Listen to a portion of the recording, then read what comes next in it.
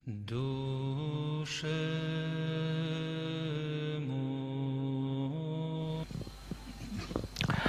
nama Bapa dan Putra dan Roh Kudus, amin.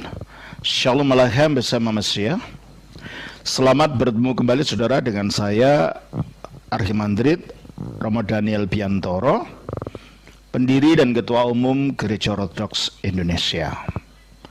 Kita akan membahas yang sekarang lagi viral, yang banyak orang tanya sama saya dan saya belum memberikan jawabannya, yaitu mengenai masalah gereja Hagia Sophia di Istanbul atau di nama-lamanya di kota Konstantinopel, yang waktu itu adalah kerajaan Bizantium yang jatuh kepada bangsa Turki. Dan akhirnya negara kerajaan Bizantium ini dijadikan negara Islam Turki. Nah, karena gereja Hagia Sophia itu dulunya adalah pusat daripada kekristenan Ortodoks, dan akhirnya setelah jatuh dalam penyerbuan Sultan Mehmed II ketika dia masih umur 21, akhirnya kota itu jatuh. Dan otomatis karena gereja Hagia Sophia itu berada di dalam kota itu sendiri, Konstantinopel, itu menjadi bagian daripada penaklukan itu. Jadi kalau ada orang mengatakan bahwa itu dibeli, saya sebagai orang Ortodoks ya maklum saja karena orang tidak mengerti. Di dalam hukum kanon, yaitu hukum yang mengatur kehidupan gereja Ortodoks yang dihasilkan dari beberapa konsili, ada hukum kanon yang mengatakan gereja itu tidak boleh dijual belikan gitu loh ya. Apalagi pusat gereja seperti itu kalau diperjualbelikan kepada siapa gitu. Sebab waktu itu yang menjadi kaisar terakhir, kalau saya nggak salah, Kaisar Mikhail Paleologos atau Yohanes Paleologos, sudah kalah perang, nggak mungkin akan mengadakan jual beli gitu. Mau dibeli dari pimpinan gereja yang namanya patriark, ya nggak mungkin, karena dia tidak akan, dia juga sudah termasuk di dalam kekalahan itu ya. Dan juga ada hukum kanon yang mengatakan tidak mungkin seorang rohaniwan manapun, bagaimanapun tingginya pangkatnya, untuk menjual gereja lalu dipakai dirinya sendiri, untuk kepentingan diri sendiri. Nah, saya kira ini saya di dalam video ini tidak akan menjelaskan mengenai apa yang terjadi kali ini dengan Presiden Erdogan menjadikan gereja Hagia Sophia, yang adalah pusat gereja Ortodoks pada zaman purba, dijadikan masjid. Saya tidak akan berbicara masalah politiknya. Saudara dapat mengambil kesimpulan sendiri nanti. Tapi saya akan membacakan sejarahnya. Karena banyak orang tidak tahu gereja Ortodoks itu apa gitu. Pikir, oh itu gereja Roma Katolik. Enggak, bukan ya. Perlu kita kembali ke belakang. Sesudah Yesus Kristus meninggal dan naik ke surga, yang kita baca dalam kitab Kisah Rasul 1, lalu akhirnya Roh Kudus diturunkan, kita baca dalam Kisah Rasul 2, maka gereja mulai berdiri di bawah pimpinan para rasul awal dari murid-muridnya Yesus ini di kota Yerusalem. Jadi awalnya pusat gereja itu di kota Yerusalem. Dan akhirnya pertama dipimpin Kristus, akhirnya dipimpin Petrus. Petrus pindah ke Antiokhia menjadi pimpinan gereja Antiokhia selama 7 tahun, baru dia pindah ke Roma dan wafat di sana pada waktu penganiayaan Kaisar Nero bersama Paulus. Kalau Petrus mati dengan kepalanya di bawah, kalau Paulus matinya dengan dipenggal kepalanya, ya, oleh Kaisar Nero. Nah, jadi awalnya gereja itu berpusat di Yerusalem. Tapi masih pada zaman awal itu pula, karena Kristus memerintahkan para rasul untuk mengabarkan Injil itu dari Yerusalem, Yudea, yaitu provinsi di mana kota Yerusalem berada, Samaria, yaitu provinsi sebelah utaranya Yudea, sampai ke ujung bumi. Dan ujung buminya zaman itu di wilayah kerajaan Romawi ya batasnya negara Romawi gitu, sampai Spanyol saja itu batasnya. Oleh karena itu pada sangat awal itu para rasul mengabarkan Injil. Setelah Yerusalem akhirnya mulai kelihatan bahwa Antiokhia di Syria, sekarang di Turki Selatan ya, berbatasan dengan Syria ya, itu menjadi pusat yang kedua dari kekristenan. Terbukti apa? Terbukti ketika pertama yang menjadi gereja ibu adalah Yerusalem. Tetapi ketika Samaria bertobat, orang-orang itu dari tipuan tukang sihir Simon Magus, maka untuk memastikan keberaturan kehidupan dari gereja di Samaria, maka Petrus dan Yohanes yang merupakan soko guru atau pimpinan gereja di Yerusalem datang ke Samaria untuk mengesahkan berdirinya gereja itu. Coba kita baca. Kita baca di dalam Kisah Rasul pasal 8 ayat yang ke-16. Coba saya baca demikian. Ya. Dikatakan begini. Ayat 14 lah. Ketika rasul-rasul di Yerusalem, itu pusatnya ya, mendengar bahwa tanah Samaria telah menerima firman Allah, mereka mengutus Petrus dan Yohanes ke situ. Berarti gereja Samaria mendapat pengesahan dari pusat gereja waktu itu adalah di Yerusalem. Demikian juga setelah terjadi konsili para rasul di Kisah Rasul 15. Kita baca mulai ayat 5. Akhirnya dari Yerusalem para rasul mengulis surat karena yang menjadi episkop atau menjadi uskup waktu itu adalah Yakobus yang disebut saudaranya Tuhan Yesus ke sana. Sehingga gereja Antiokhia itu waktu itu yang sudah diinjili Rasul Paulus dan diinjili juga para rasul yang lain atau orang-orang Kristen yang lain yang dianiaya Saulus lalu tiba di Antiokhia, itu akhirnya menjadi pusat yang kedua dari kekristenan. Coba kita lihat di dalam Kisah Rasul. Saya kira perlu sejarah ini diketahui supaya akhirnya kita jelas mengenai bagaimana sih perkembangan gereja Kristen itu. Di dalam Kisah Rasul pasal 11, setelah di Yerusalem terjadi penganiayaan terhadap orang Kristen, ayat 19 mengatakan banyak yang orang-orang itu akhirnya melarikan diri dari Yerusalem, dari pembunuhan itu. Ayat 19, sementara itu banyak saudara-saudara telah tersebar karena penganiayaan yang timbul sesudah Stefanus dihukum mati. Mereka tersebar sampai ke Venesia, yaitu di Libanon sekarang, Siprus. Ada pulau Siprus yang berseberangan dengan Syria atau di sebelah selatan Yunani, dan Antiokhia. Nah, Antiokhia ini yang di kota di Syria, di sebelah selatan Turki. Namun mereka memberitakan Injil kepada orang Yahudi saja. Akan tetapi di antara mereka ada beberapa orang Siprus dan orang Kirene yang tiba di Antiokhia. Orang Kirene itu di Libya sekarang ya.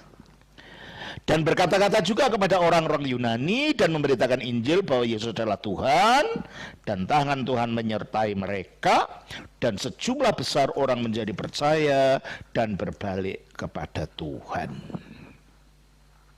Jadi waktu itu sesudah Yerusalem perkembangan terjadi dari gereja purba itu di Antiokhia ini.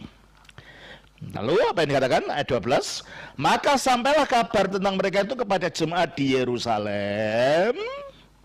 Lalu jemaat itu mengutus Barnabas ke Antiokhia. Jelaslah kalau gitu, di mana ada gereja baru, Yerusalem bertanggung jawab. Di Samaria, gereja Yerusalem mengutus Petrus dan Yohanes. Sekarang di Antiokhia, gereja Yerusalem mengutus Barnabas. Barnabas itu orang aslinya Siprus, orang Yahudi penyebaran, ya, pergi ke sana. Dan akhirnya Barnabas itulah yang dulu ketika Paulus bertobat memperkenalkan Paulus kepada rasul-rasul di Yerusalem. Setelah itu dia pergi, dicari oleh Barnabas, diajak untuk pelayanan, akhirnya ketemulah dia di Tarsus, gitulah. Di Tarsus, kita baca ayat 25. Lalu pergilah Barnabas ke Tarsus untuk mencari Saulus. Tarsus itu sekarang berada di Turki Selatan, Turki sebelah selatan ya. Dan setelah bertemu dengan dia, ia membawanya ke Antiokhia. Mereka tinggal bersama-sama dengan jemaat itu 1 tahun lamanya sambil mengajar banyak orang. Dari sini akhirnya gereja Antiokhia berkembang. Lalu di gereja Antiokhia inilah pertama kali diadakannya penginjilan ke tempat-tempat yang lebih jauh. Kita lihat di dalam pasal yang ke-13. Ya.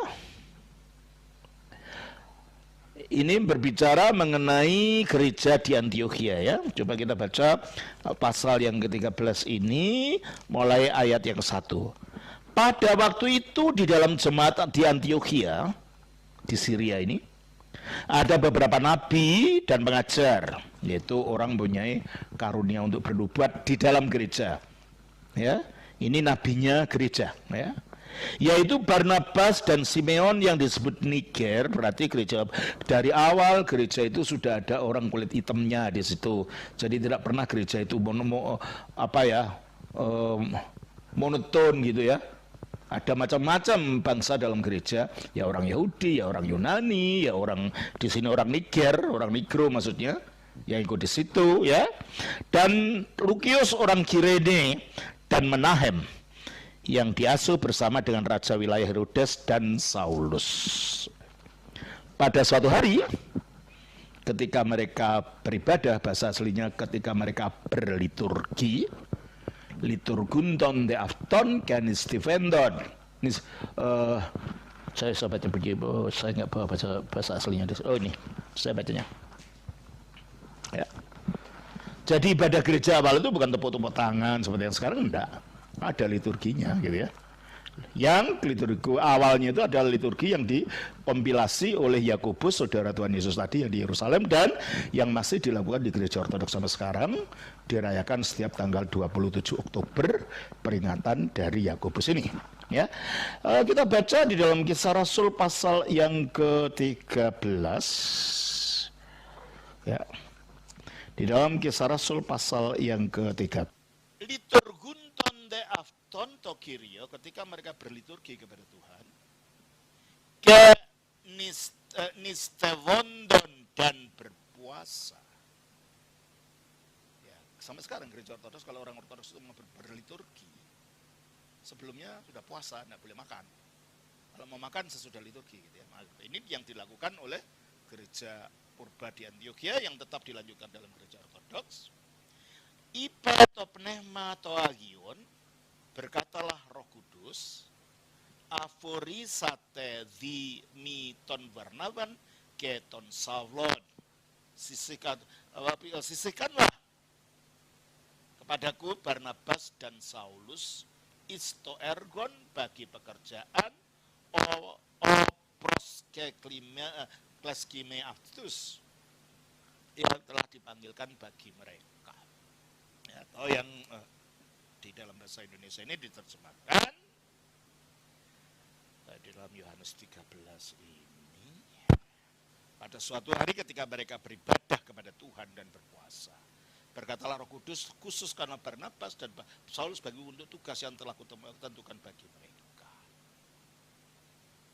Maka berpuasa dan berdoalah mereka, dan setelah meletakkan tangan ke atas kedua mereka itu, kedua orang itu, mereka membiarkan keduanya pergi. Disitulah akhirnya terjadi pengabaran Injil mulai dari Antiokhia ke Siprus, ke wilayah-wilayah yang sekarang disebut Turki itu.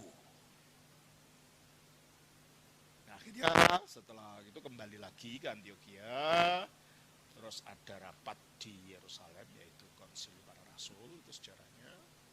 Lalu Paulus mengadakan penginjilan lagi ke tempat-tempat yang pernah dikunjunginya, dan akhirnya di dalam Kisah Rasul 16 dia mengadakan Injil ke Yunani, ya, ke Filipi sana, ke Neapolis, Dan akhirnya ke Makedonia, Tesalonika, ke Berea, itu tidak jauh dari Tesalonika, dan akhirnya ke Korintus dan ke Athena. Itulah pelayanan Paulus selama itu di wilayah timur dari Kekaisaran Romawi. Jadi kekristenan itu awalnya adalah agama timur, timur tengah sebelah barat gitu loh. Baru kemudian menyebar ke Roma, ke negara barat. Ya. Jadi kalau dikatakan kekristenan itu agama barat, ya enggak lah, asal mulanya bukan barat, dari timur. Orang yang mendirikan adalah Kristus sendiri adalah orang Yahudi, murid-muridnya adalah orang Yahudi gitu ya. Baru berkembang ke barat. Ya memang yang datang ke Indonesia ini adalah kekristenan yang kita kenal sekarang ini adalah kekristenan dalam bentuk barat. Awalnya oleh orang Portugis dari ya, Portugis adalah Katolik, kemudian oleh orang Belanda yaitu Protestan, yang dua-duanya adalah merupakan Kristen barat. Tapi sebenarnya ada sejarah yang sangat lama dari kekristenan timur, yaitu dari gereja Persia. Yang gereja Persia itu tadinya bagian dari gereja Antioquia tadi. Akhirnya karena mereka dianiaya oleh raja-raja Persia yang menyembah api, Zoroaster, maka mereka memutuskan diri untuk berpisah dari gereja Antioquia, lalu mendirikan gerejanya sendiri, mendirikan wilayahnya sendiri, pusatnya sendiri di Persia sana. Nah waktu itu di gereja di wilayah Romawi Timur, di kerajaan Bizantium itu ada masalah, yaitu ada seorang patriarh. Patriarh itu pimpinan gereja, pimpinan pusat gereja. Namanya Nestorius. Dan Nestorius ini dianggap mengajarkan sesuatu yang salah, akhirnya dipecat dan dikucilkan. Pengikut-pengikutnya lari ke Persia. Gereja Persia menerima mereka, sehingga mereka dianggap mengikuti fahamnya Nestorius, sehingga orang Ortodoks yang di timur itu akhirnya disebut sebagai orang Nestorian. Dan inilah yang datang ke Indonesia. Tapi sebenarnya meskipun mereka disebut orang Nestorian, tidak semuanya mengikuti faham Nestorius, karena sekarang ada orang-orang yang sekarang disebut gereja Assyria, karena mereka orang Assyria, yang ibadahnya memakai bahasa Assyria yang mirip dengan bahasa Arab. Jadi orang Assyria itu masih ada yang mengadakan komunikasi secara liturgi dengan gereja-gereja Ortodoks alur utama, ya. Jadi belum pasti yang datang itu Nestorian, karena ternyata tidak semua orang yang disebut orang Nestorian itu berteologi Nestorian. Dan inilah awal daripada kekristenan datang ke Indonesia. Baik, saya ulang lagi. Jadi dari Antioquia ini akhirnya gereja berkembang kemana-mana, sampai akhirnya perkembangan sampai ke negara Romawi, dan akhirnya terjadi penganiayaan yang kejam dan keji terhadap orang-orang pengikut Kristus ini pada zaman awal itu sampai hampir selama 300 tahun. Nah, pada masa aniaya ini, karena awalnya gereja di Yerusalem itu terletak di kota Yerusalem. Sesuai dengan nubuat Kristus di dalam Matius pasal 24 ayat 1 sampai 2. Kristus mengatakan bahwa tembok-tembok bait Allah itu akan hancur, dan itu terjadi tepat seperti yang dinubuatkan. Pada tahun 70 Jenderal Titus dari Roma menghancurkan Yerusalem, sehingga nama kota itu diubah menjadi Aelia Capitolina. Bait Allah dihancurkan, diperratakan dengan tanah, dan akhirnya di situ dibangun kuil untuk penyembahan dewa Apollo. Sehingga akhirnya orang Kristennya sudah bubar kemana-mana, akhirnya Yerusalem tidak jadi pusat lagi, sehingga orang-orang Kristen yang ada wilayah dari Yerusalem, wilayah Palestina itu di bawah kepemimpinan keuskupan dari Kaisaria yang juga ada di tanah Palestina atau tanah Israel ini. Nah, demikianlah akhirnya selama masa penganiayaan oleh pemerintah Romawi ini, gereja Kristen akhirnya karena ke pusatnya di Yerusalem hancur, otomatis akhirnya pusatnya berpindah ke ibu kota, yaitu di Roma. Nah, pada masa penganiayaan selama 300 tahun ini, ada 3 pusat gereja, di barat 1 di Roma, di timur, maksudnya di timur tengah sebelah barat ini ada 2 awalnya, di Alexandria di Mesir, dan di Antioquia yang yang mulai kita lihat dari zamannya Alkitab itu. Nah, para uskup yang ditapis para rasul dulunya, ya, yang memimpin gereja-gereja ini disebut dengan sebutan gelar kehormatan sebagai patriark. Dari kata pater itu bapak, arki itu pemimpin, patriark. Jadi saya lihat kemarin itu ada artikel di YouTube ini, bukan di YouTube ya, di Facebook atau di Facebook. Pokoknya ada majalah di situ. Mereka menyebut Patrik, disangka nama orang, bukan. Lalu digambar santo, bukan santo Patrik itu. Patrik itu dari kata patria. Patria itu pimpinan gereja. Nanti saya jelaskan. Ya. Bukan santo, itu patria orang. Yang jadi waktu itu 3 pusat gereja ini dipimpin oleh patriark atau paus. Paus itu dari kata papas. Papas itu artinya bapak, bahasa Itali atau bahasa Latin ya. Jadi dari kata pater dan arki menjadi patria, patriarki. Itu artinya bapak pemimpin, paus juga artinya bapak rohani gitu loh. Jadi gereja purba yang memiliki pimpinan bergelar paus itu ada 2, di Roma dan di Alexandria. Ya, kan makanya pimpinan gereja Koptik yang sekarang pimpinan itu karena pimpinan gereja Alexandria disebut paus, dulu paus Senoda, sekarang paus Tawadros. Jadi paus itu bukan hanya 1 di Roma saja, enggak, di gereja timur juga ada yang disebut paus. Nah, akhirnya pada tahun 310-an ya, Konstantinus bertobat setelah melihat ada penglihatan salib di atas langit dan ada tulisan dengan tanda ini engkau menang, dan dia menyerbu ke Roma, berperang dengan rivalnya, tandingannya yang bernama Maxentius, dan Roma berhasil direbut. Dan akhirnya Konstantinus membangun ibu kota baru untuk ibu kerajaan Roma ini di sebelah timur di Selat Bosforus, berbatasan antara benua Eropa, Yunani, dan benua Asia, Turki. Dan disitulah dia membuat suatu ibu kota baru dari kerajaan Romawi yang disebut atas namanya Konstantinopolis, atau kotanya Konstantinus. Sehingga akhirnya dia mendirikan kota Konstantinopel itu menjadi ibu kota yang baru. Sehingga gereja yang ada di situ otomatis menjadi pimpinan gereja-gereja yang lain, menjadi pusat dari gereja-gereja yang lain. Nah, jadi akhirnya waktu itu Yerusalem yang sudah dihancurkan itu oleh ibunya Konstantinus itu dibangun kembali menjadi kota dan tempat-tempat di mana Yesus pernah hidup bersejarah yang ada kaitannya dengan sejarah Yesus, maka itu dibangun kembali menjadi gereja-gereja oleh Putri Helena, ibunda dari Kaisar Konstantinus ini. Sehingga ketika di gereja Alexandria ada masalah, munculnya ajaran bidat namanya Arianisme.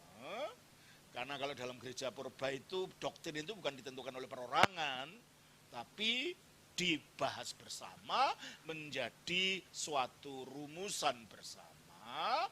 Maka diadakanlah konsili di kota Nikea, mengikuti tradisi para rasul yang melakukan konsili di Yerusalem pada Kisah Rasul 15 pada tahun 47 kalau saya nggak lupa ya. Nah, maka mengadakan konsili. Nah, gereja timur berkembang ya pada mulai abad yang keempat sampai dengan abad yang ke-8. Perkembangan ajaran yang makin mendalam itu dan konsili-konsili dilakukan di gereja timur. Paus tidak pernah datang dari barat, hanya mengirim delegasi karena waktu itu masih satu gerejanya. Nah, jadi gereja timur ini dari awalnya mulai penganiayaan, mulai zamannya para rasul sampai murid-muridnya Polikarpus, Irenaeus itu orang-orang gereja timur semua. Nah, akhirnya terjadilah ketegangan antara gereja timur yang mempunyai 4 pusat itu akhirnya diputuskan pada tahun 431 setelah Konstantinopel sudah resmi jadi negara dan Yerusalem didirikan, maka akhirnya pusat gereja menjadi 5. Di barat 1 berpusat di Roma, di timur 4 yaitu Konstantinopel, Alexandria, Antioquia, dan Yerusalem. Di dalam kacamata pemahaman gereja timur, gereja itu tidak bersifat monarki, dipimpin satu orang. Itu pemahaman gereja barat, gereja Katolik. Melihat bahwa paus adalah satu-satunya pemimpin gereja. Sementara gereja timur melihat, enggak, pimpinan gereja itu ada 5. Memang paus itu dianggap primus yang utama, tapi inter pares. Artinya sejajar dengan 4 patriark yang lain. Jadi 5 pimpinan gereja ini disebut sebagai patriark, yang 3 yang lain patriark, yang 2 disebut paus, Roma dan Alexandria. Ya awalnya masih rukun-rukun, tapi mulai ada ketegangan antara gereja timur dan gereja barat. Sehingga akhirnya pada tahun 1054 terjadi perpecahan besar antara gereja timur dan gereja barat. Gereja barat itulah yang sekarang kita kenal sebagai gereja Katolik, dan gereja timur inilah yang sekarang kita kenal sebagai gereja Ortodoks. Nah, bersejarah berjalan terus. Dan waktu itu kekuatan tentara Islam Arab mulai menaklukkan bagian-bagian timur dari kekristenan. Mesir itu wilayah Kristen tadinya, Syria itu wilayah Kristen, Lebanon itu wilayah Kristen, semua ditaklukkan. Palestina, Yerusalem itu wilayah Kristen. Setelah ditaklukkan, akhirnya muncul kekuatan baru di pihak Islam, yaitu bertobatnya orang Turki menjadi Muslim. Mereka adalah sebangsa dengan orang Mongol, ya. Orang Mongol, orang Tartar gitu ya, yang sebagian datang ke Indonesia pada waktu zamannya Raden Wijaya, dan berdirinya kerajaan Majapahit. Mereka datang ke sini, sebagian pergi ke barat, pergi ke Khalifah Baghdad waktu itu, dan mereka mulai bercampur dengan orang-orang di sana, orang-orang Muslim. Mereka yang tadinya agamanya pagan mengadopsi agama Islam, dan orang Mongol yang mengadopsi agama Islam, bangsa Turki inilah yang akhirnya melakukan penaklukan kepada gereja timur, wilayah pusat kerajaan gereja timur, yang orang menyebutnya Romawi Timur, tapi lebih disebut sebagai kerajaan Bizantium, yang dimulai kerajaan itu pada zamannya Kaisar Konstantinus. Nah, di kerajaan ini setelah berganti Konstantinus, diganti anaknya Konstantius I, Konstantius II, diganti siapa, sampai akhirnya pada waktu zaman Kaisar Justinianus yang membangun gereja Hagia Sophia ini kabarnya sebagai pusat dari kepatriarkan Konstantinopel waktu itu. Di gereja Hagia Sophia merupakan gereja yang terbesar dan teragung pada zaman itu sebelum dibangunnya gereja Santo Petrus di Roma. Ini gerejanya ya. Nah, saya baca sedikit ceritanya. Ya, makanya hari ini saya tidak akan banyak menerangkan, saya lebih baik membaca saja dari buku-buku. Saya sudah siapkan buku-buku setelah ada masalah ini supaya saya tidak salah. Ini ada buku-buku pertama mengenai Hagia Sophia itu sendiri. Nanti saya bacakan beberapa ya. Nah, saya lihatkan isinya apa itu. Nah, ini saya sudah ke sana beberapa kali ke Hagia Sophia ini ya. Hagia Sophia. Nah, di sini ada ini.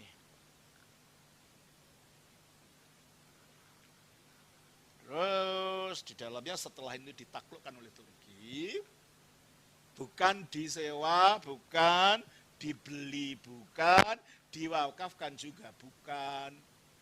Ini otomatis karena kotanya ditaklukkan pada tahun 1453, ya gereja, semua bangunan di dalamnya jadi milik penguasa yang baru gitu loh. Jadi Konstantinopel itu memang bangunan bagian dari penaklukan kota Konstantinopel yang sekarang menjadi kota Istanbul ya. Ini akhirnya ikon-ikonnya, karena dalam gereja Ortodoks itu ada ikon-ikonnya diganti, ditutup, ini ada ikon kan, ditutupi, diplaster, lalu diganti dengan tulisan-tulisan Arab, karena itu awalnya jadikan masjid, tapi akhirnya jadikan museum. Geger lagi sekarang karena sekarang mau dijadikan masjid oleh Erdogan, dan itu pun belum final karena banyak reaksi dari masyarakat internasional ya. Ini gerejanya, ini di mana ya, ini ada ikonnya Bunda Maria, ada apa, dan Erdogan mengatakan ini mau ditutupi dengan cara modern, mau dihapus lagi tanda-tanda bekas gereja itu. Nah, ini ya, setelah berbicara tentang Konstantinopel itu, nah, ini saya baca dari sini aja, saya terjemahkan dari sini aja. Sesudah dinyatakannya kekristenan sebagai agama resmi negara oleh Kaisar Konstantinus yang pertama yang terkenal sebagai Konstantinus Agung pada tahun 324, tahun 337 Masehi, pembangunan dari gereja-gereja yang besar-besar dimulai di mana-mana di Bizantium, yang sekarang namanya adalah negara Turki itu. Ya, terus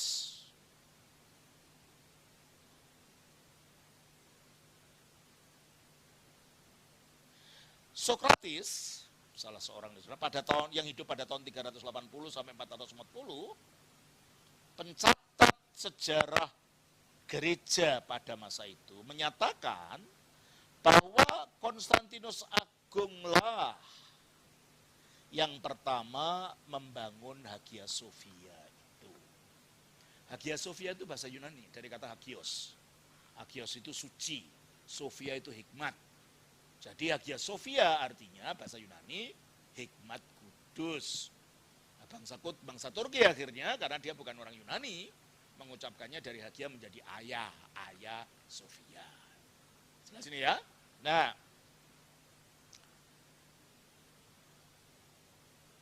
saya nggak usah baca semuanya, hanya sedikit-sedikit saja supaya saudara mengetahui ya.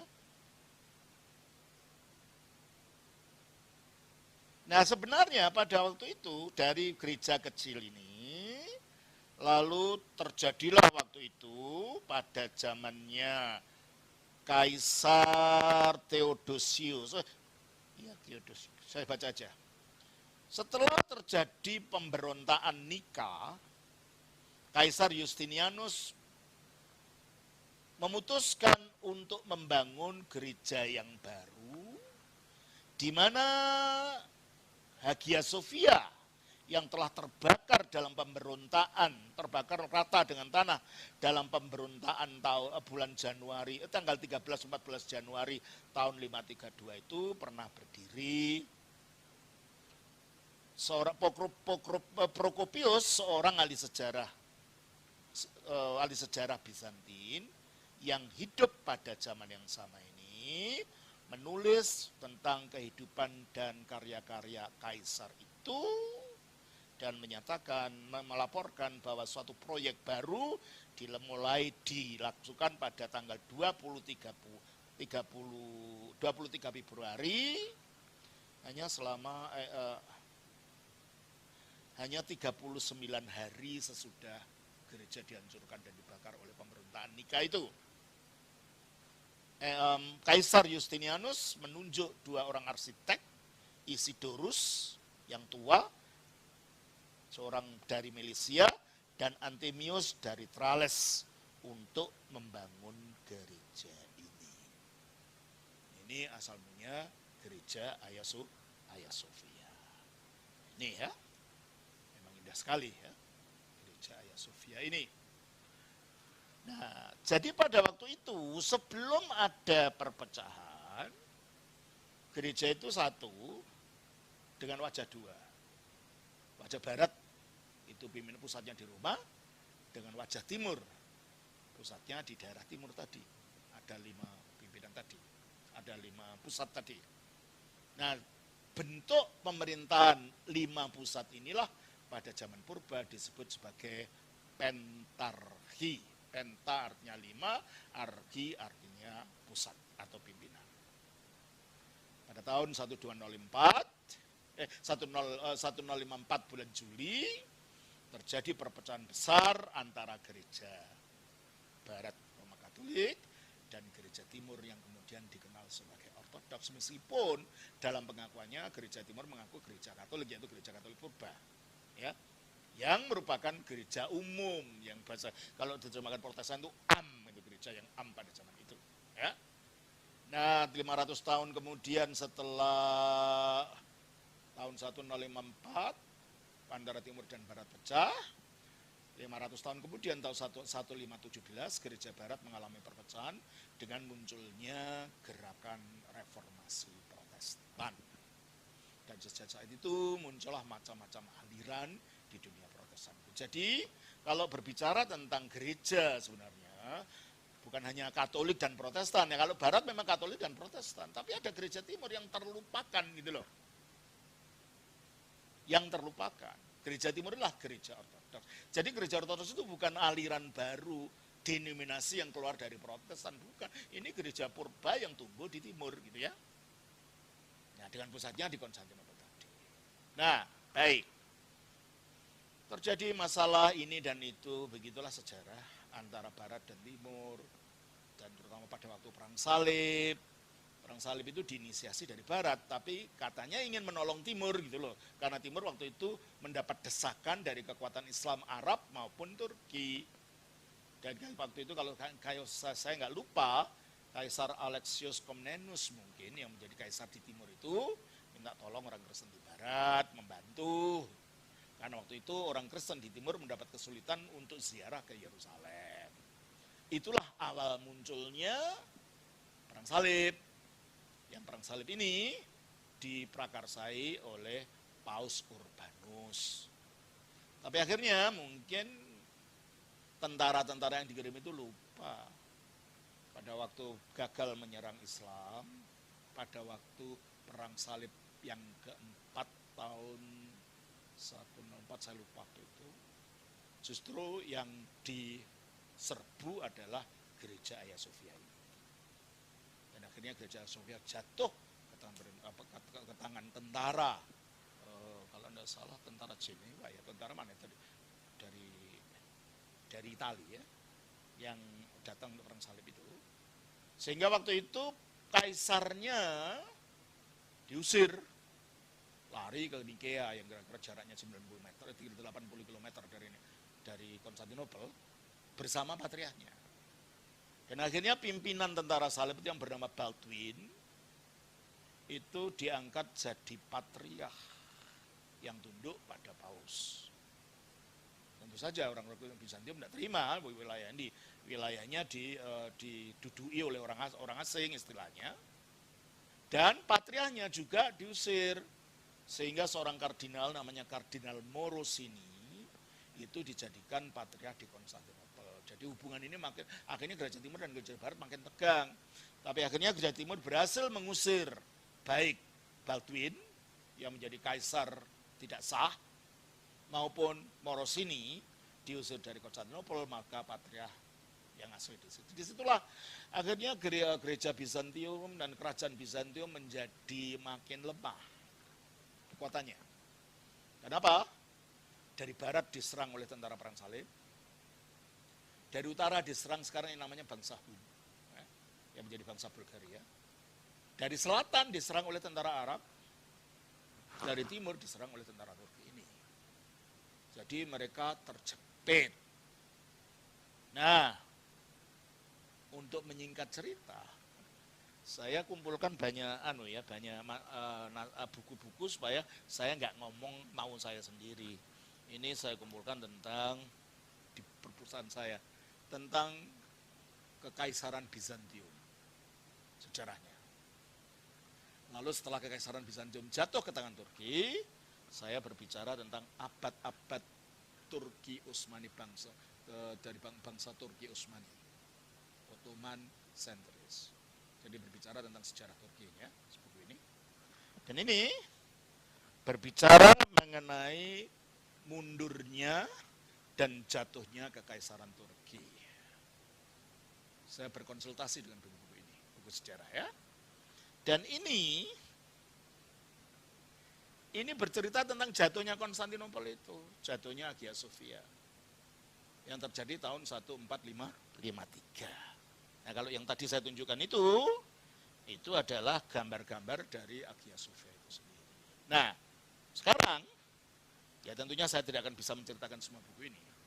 Kebetulan ada buku ini dalam bahasa Indonesia.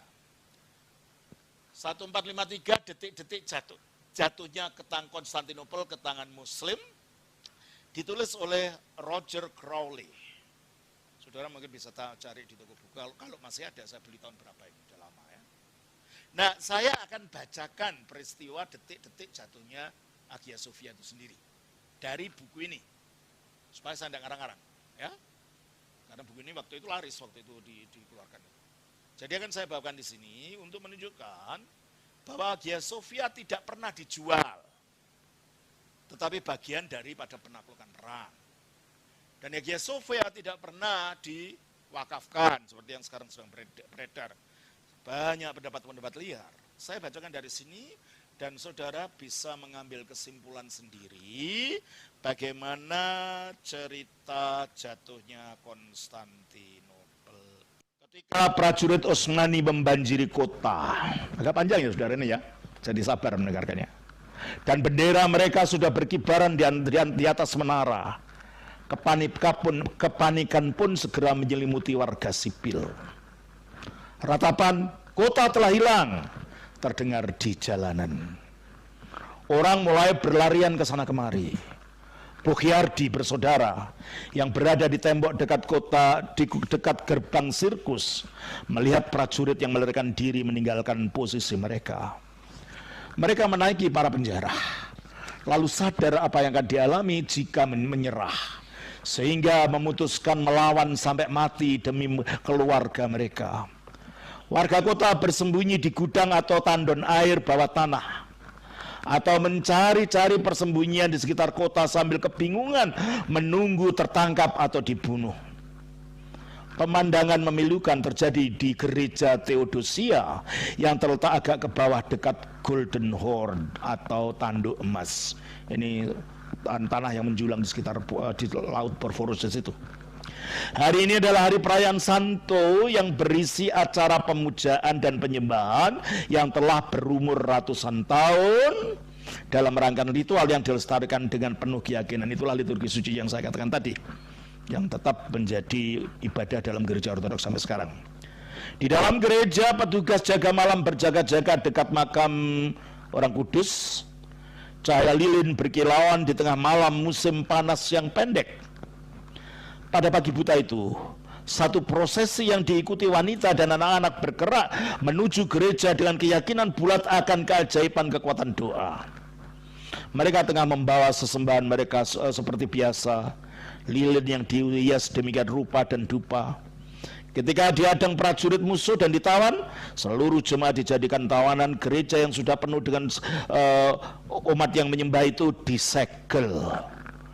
Tulang orang kudus Theodosius itu dilemparkan kepada anjing, relikwi ya kalau bahasa anunya itu, dilemparkan ke anjing. Di tempat lain perempuan terjaga dari ranjangnya karena terkejut oleh penyusup yang mendobrak pintu kamar mereka.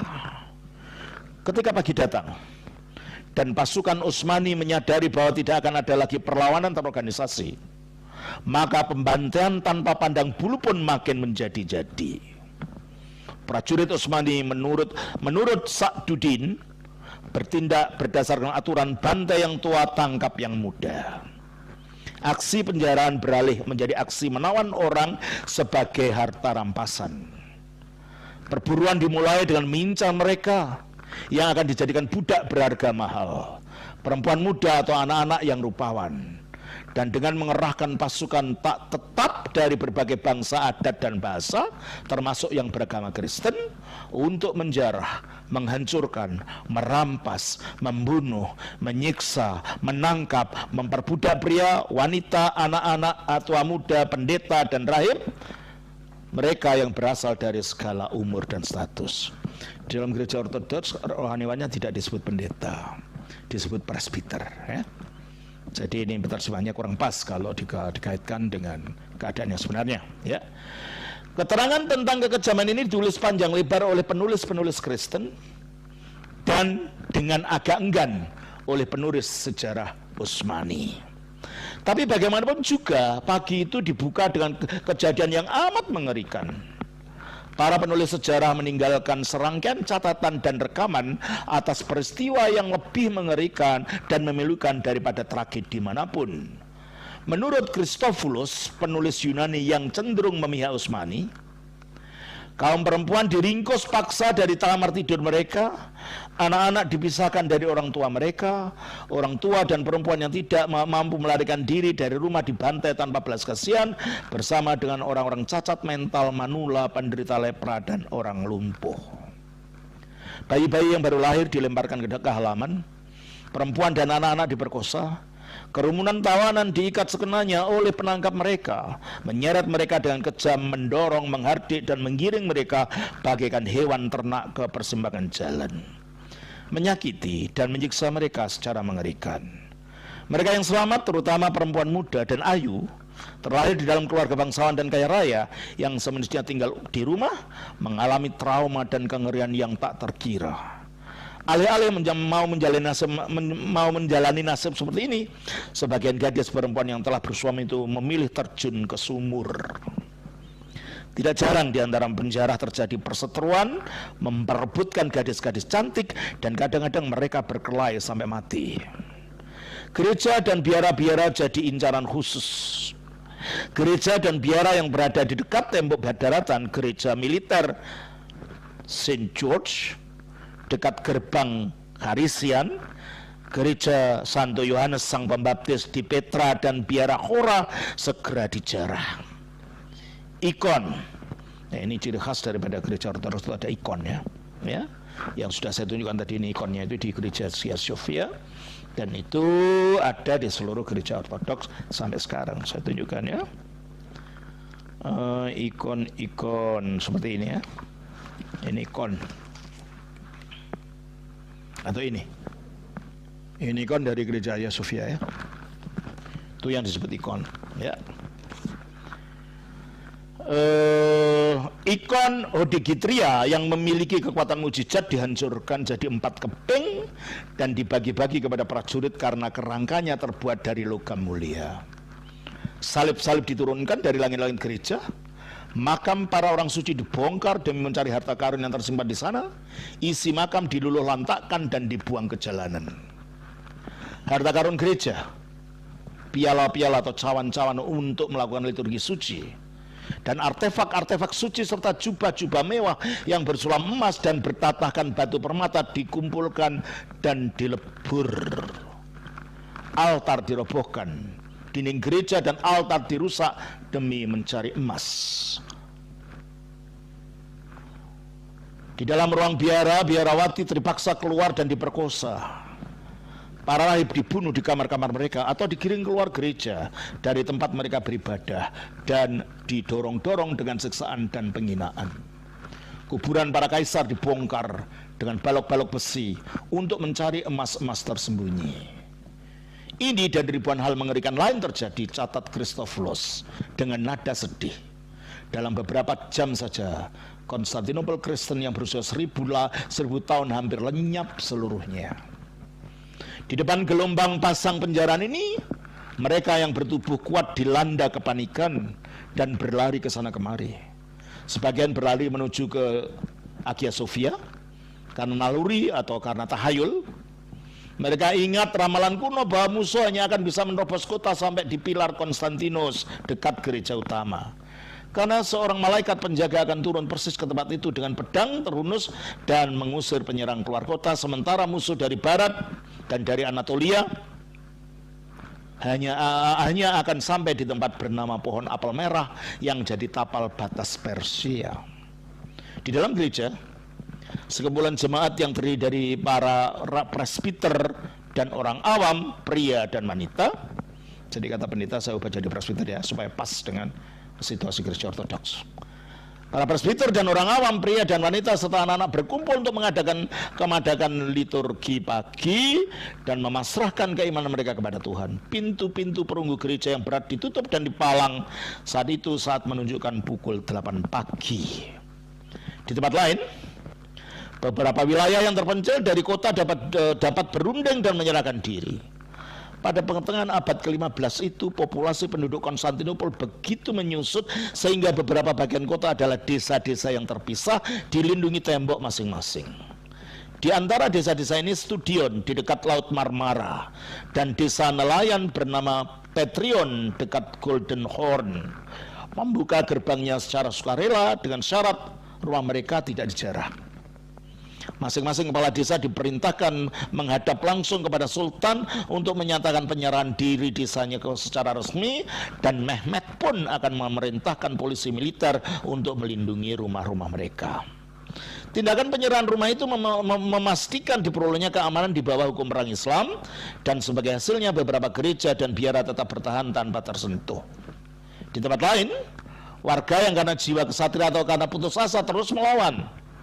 Ke bawah, ke arah Golden Horn, sekelompok pelaut dari Kreta berlindung ke dalam 3 menara dan menolak menyerah. Sepanjang pagi itu, mereka menahan usaha pasukan Utsmani yang memaksa mereka keluar. Sebagian mereka yang berada di bawah tembok lautan, yang lebih jauh dari tembok daratan juga diserang. Mereka tidak tahu situasi sebenarnya, hingga akhirnya mereka sadar bahwa musuh telah mengepung. Sebagian ada yang terjun di arena pertempuran, yang lain menyerah tanpa syarat. Pangeran Orhan yang mendaku tahta Utsmani dan pasukan Turkinya tidak punya pilihan seperti itu. Mereka harus bertempur, seperti juga orang-orang Katalan yang ditugaskan jauh di tembok laut dekat istana Bukelion. Di tengah penghancuran yang meluas ini, pelaut-pelaut Utsmani membuat keputusan menentukan. Ketika melihat prajurit darat berada dalam tembok dan khawatir tidak dapat bagian harta rampasan perang, maka membawa kapal mereka ke pantai dan meninggalkannya demi mencari emas, permata, dan harta lainnya. Begitu bersemangatnya para pelaut ini menuju pantai di hulu Golden Horn, sampai mereka tidak memperhatikan orang Italia yang melarikan diri lewat tembok di arah lain. Sungguh ini merupakan nasib mujur yang jarang terjadi.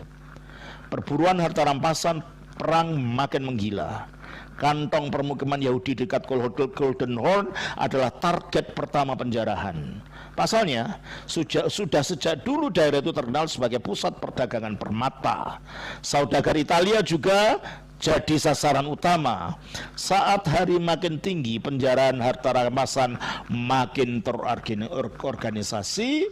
Prajurit pertama yang mencapai sebuah rumah akan menancapkan bendera di halamannya sebagai tanda bahwa rumah itu sudah disegel. Prajurit lain akan langsung pindah mencari rumah yang lain. Maka mereka pun akan menancapkan bendera di rumah-rumah lain, bahkan di depan gereja atau biara untuk dimiliki oleh mereka.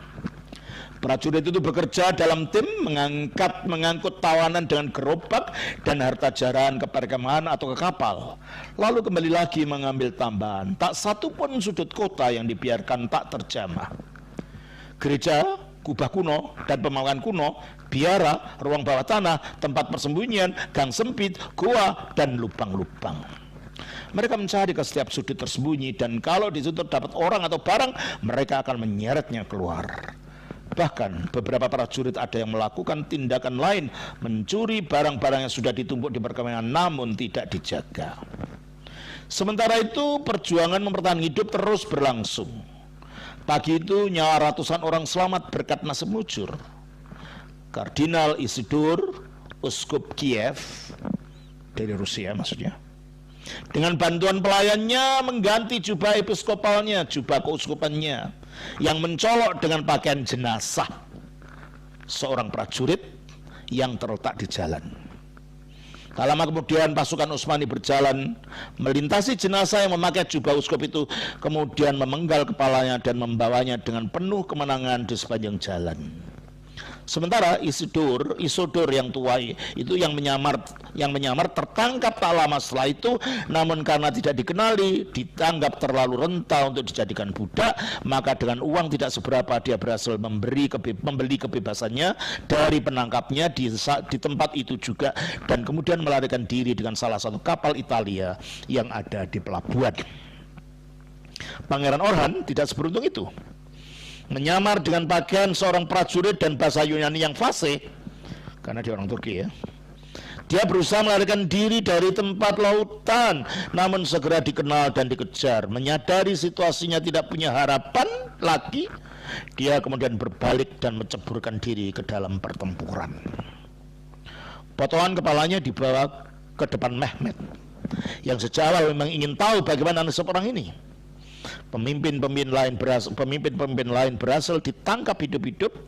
Lukas Notaras dan keluarganya diciduk mungkin di istananya, begitu pula dengan Georgios Francis dan keluarganya. Rahib Gennadios yang memimpin gerakan anti penyatuan gereja, maksudnya gereja barat dan timur, sudah itu ada masalah kan, ditangkap dalam kamar biaranya, sedangkan orang-orang Katalan dari Spanyol maksudnya bertempur sampai tewas atau tertangkap. Namun orang Kreta, ya dari Pulau Kreta di Yunani sana, yang berada di menara mereka di samping Golden Horn ternyata tidak berhasil dipaksa keluar. Akhirnya ada yang melaporkan kepada Mehmet tempat perlawanan mereka itu. Dengan sifat tak terduga yang jadi ciri khasnya, Mehmet akhirnya menawarkan perjanjian damai kepada mereka dan kesempatan untuk berlayar melarikan diri dengan kapal-kapal mereka sendiri. Meski sebelumnya ragu-ragu, akhirnya mereka menerima tawaran itu, dapat berangkat dengan bebas. Bagi sebagian, Golden Horn adalah satu-satunya peluang untuk melarikan diri.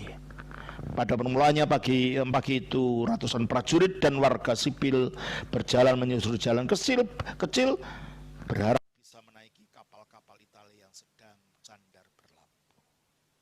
Saudara, itulah situasi perang waktu itu. Dan saya tidak akan baca seluruhnya ya mengenai hal ini. Saya akan langsung kepada jatuhnya Hagia Sophia itu sendiri.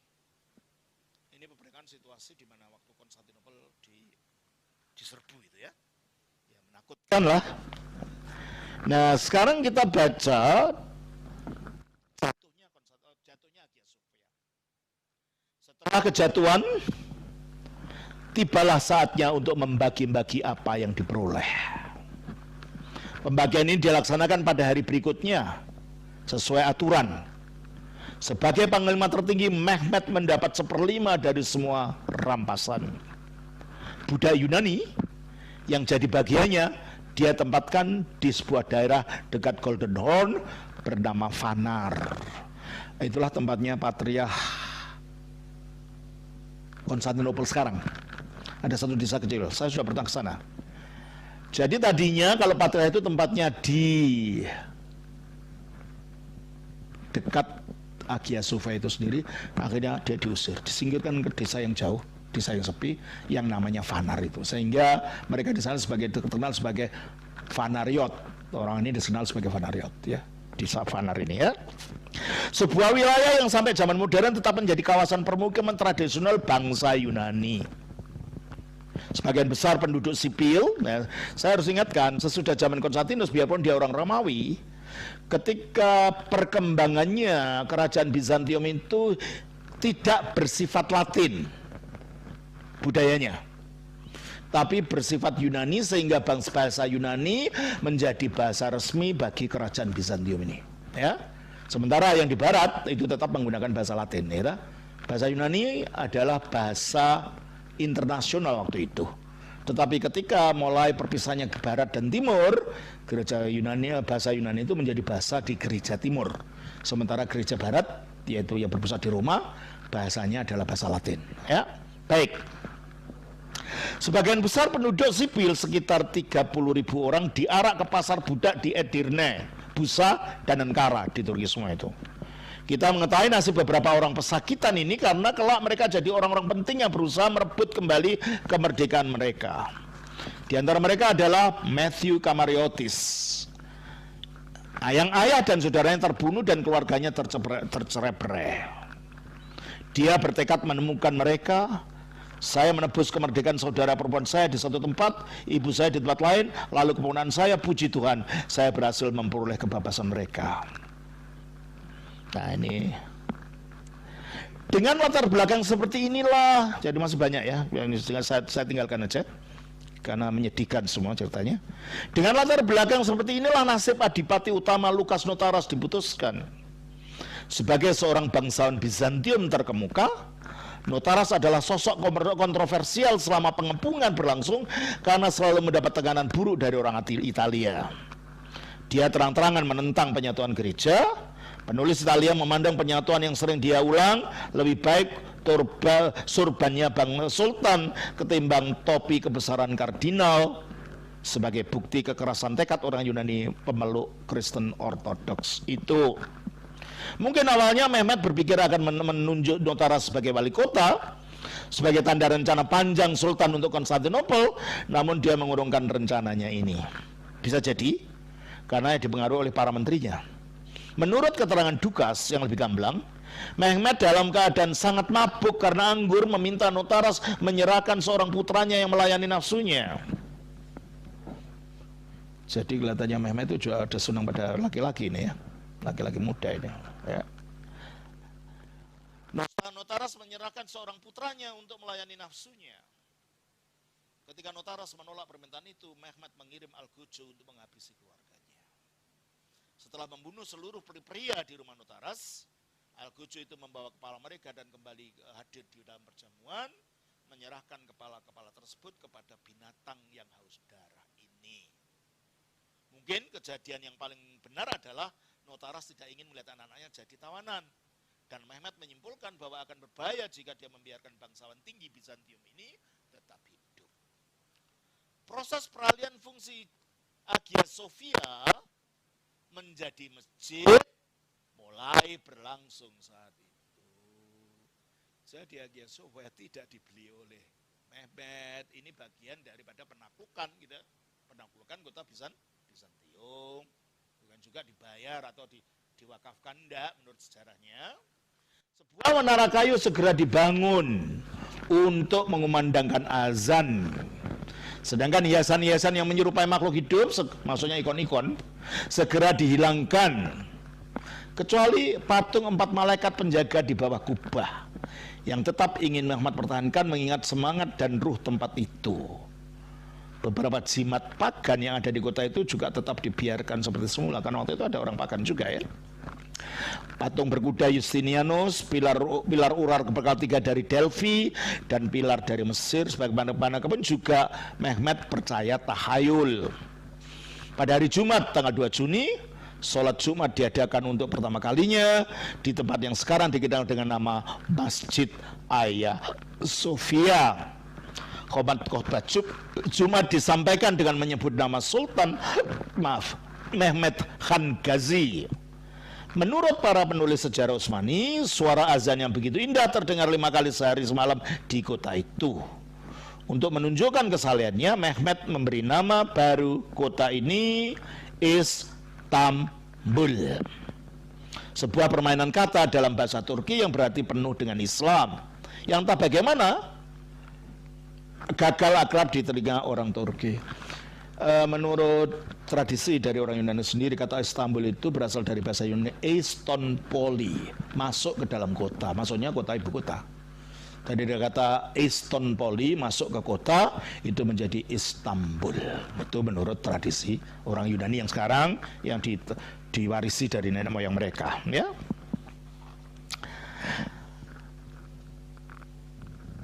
Ajaibnya, Syekh Aksamseddin juga menemukan lagi makam Ayub pembawa panji Nabi dalam pengepungan bangsa Arab pertama pada tahun 669, dan kematiannya menjadi pemicu yang paling kuat untuk perang suci merebut kota itu. Terlepas dari tanda-tanda kesalahannya ini, cara Sultan membangun kembali kota itu ternyata berlawanan dengan Islam konvensional. Mehmed sangat kecewa dan sedih dengan kehancuran yang dialami Konstantinopel. Menurut sebuah keterangan ketika ia mengelilingi kota itu, untuk pertama kalinya dia berkata, alangkah malang kota yang telah kita jarah dan hancurkan ini. Ketika berkuda kembali ke Edirne pada tanggal 21 Juni, dia meninggalkan puing-puing kota yang menyedihkan itu dan tak berpenghuni. Maka pembangunan sebuah ibu kota kerajaan baru adalah tugas utama masa pemerintahnya. Namun model yang akan dia pilih bukanlah kota Islam, melanjutkan pembangunan kerajaan Kristen Bizantium pada waktu itu. Makanya di sana ada namanya Masjid Biru yang dibangun oleh Turki, itu bentuknya dimiripkan dengan bentuk Hagia Sophia ini. Jadi sebelum ada khotbah masjid, lebih dulu gereja Ortodoks memang ada khotbahnya dari awal gitu loh. Ini buktinya ya. Malah gereja biru itu dibangun dengan model ini. Nah, saudara, saya tidak akan bahas seluruhnya. Kalau saudara memang tertarik ingin mengetahui sejarah Turki mengenai hubungan ini, saya advokasikan saudara beli ini. Ini tentang kejatuhan Hagia Sophia itu sendiri. 153, judulnya Detik-detik jatuhnya Konstantinopel ke tangan Muslim. Ya, saudara bertanya, sikap saya gimana? Ya,